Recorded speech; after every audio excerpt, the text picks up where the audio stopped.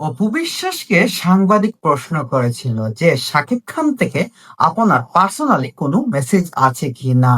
সেখানে অপু বিশ্বাস সাথে সাথে উত্তর দিয়েছিলেন যে আমি আগেই বলেছিলাম যে আমি পারিবারিক কোনো জিনিস আর মিডিয়ার সামনে তুলে ধরবো না, তাই এই বিষয়টাকে এখানে শেষ করে দিই। তারপর তিনি মাঝখান দিয়ে আরেকটা কথা বলে ফেলেছেন যে হ্যাঁ, আমাকে পরিবারের সবাই উইশ করেছে, আর আমার শাশুড়-শাশুড়ি, পরিবারের সবাই আমাকে জন্মদিনে উইশ করেছে।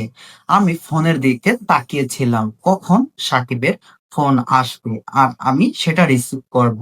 কখন সাকিব আমাকে জন্মদিনে উইশ করবে, কখন সাকিবের বাবা-মা আমাকে ফোন করে উইশ করবে। এইরকম বিষয়টা হয়েছিল। তখন তিনি সারাক্ষণ ফোনের দিকে তাকিয়েছিলেন যে কখন তাদের ফোন আসবে, কখন তিনি তাদের কাছ থেকে জন্মদিনের উইশের বার্তা শুনতে পাবেন।